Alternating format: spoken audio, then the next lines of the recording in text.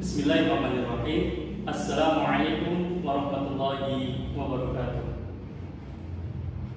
Baik rekan-rekan, untuk pertemuan hari ini Bapak akan membahas tentang mewujudkan kepemimpinan sukses berbasis tasawuf, paradigma baru di era kontemporer.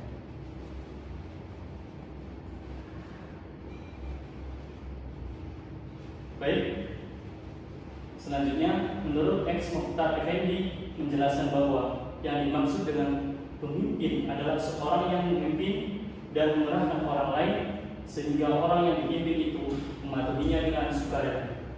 Setiap orang yang berfungsi memimpin, membimbing dan mengarahkan orang lain. Agama pada umumnya adalah suatu sistem credo atau kata keimanan atau keyakinan.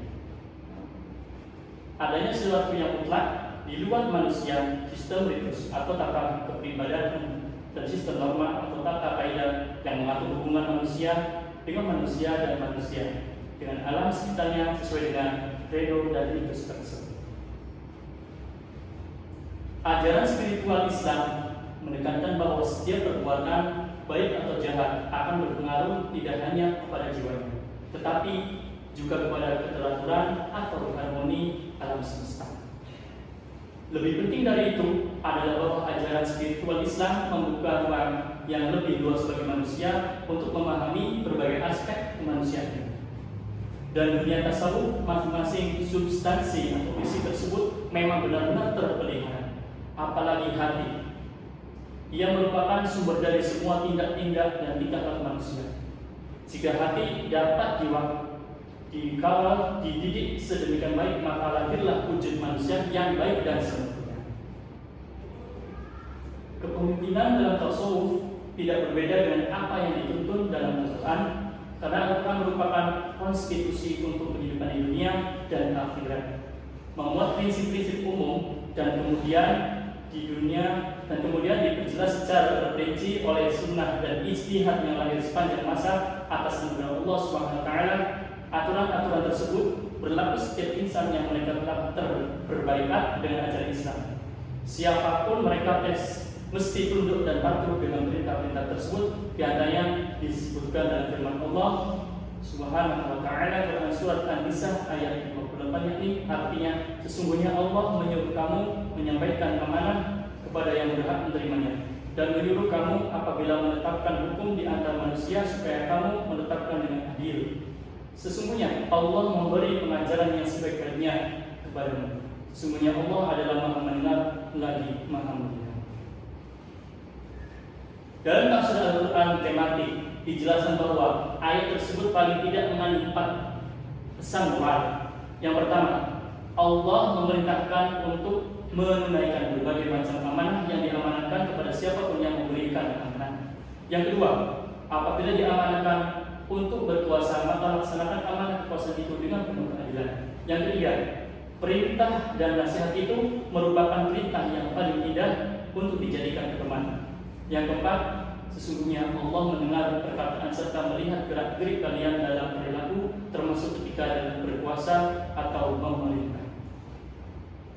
Kesimpulan, kepemimpinan yang sempurna yang dituntut dalam Al-Quran adalah bagaimana menjalankan titipan tersebut dalam dimensi amanah sebagaimana dijelaskan oleh Rasyid Ridho, yaitu segala sesuatu yang dipercayakan seseorang kepada orang lain dengan rasa amanah. Begitu halnya dengan ajaran tasawuf, amanah mestilah dipahami secara mendalam yang tumbuh dari kesucian jiwa seseorang yang menuntun dan memimpin diri dan orang lain.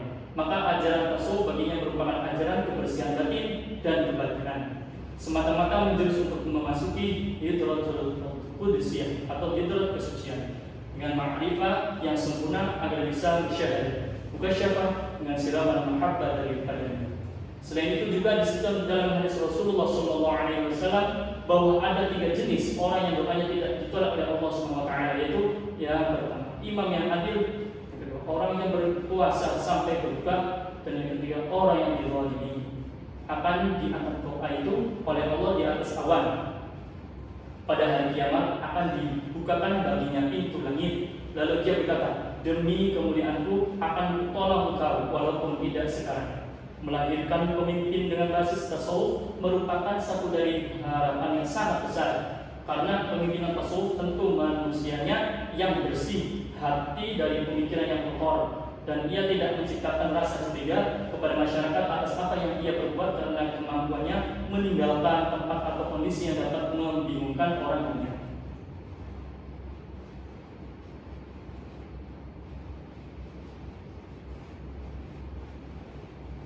Baik, untuk rekan-rekan mahasiswa, untuk selanjutnya yakni tugas mandiri, yakni di sini mahasiswa membuat resume tentang materi mewujudkan kepemimpinan sukses berbasis tasawuf paradigma baru di era kontemporer. Yang kedua, tugas ditulis tulis dengan tangan di kertas folio.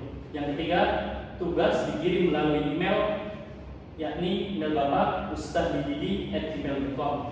Dan yang terakhir yaitu tugas dikirim maksimal tanggal 31 Juli 2025 pukul 23.59. Sekian dari Bapak. Wassalamualaikum warahmatullahi wabarakatuh.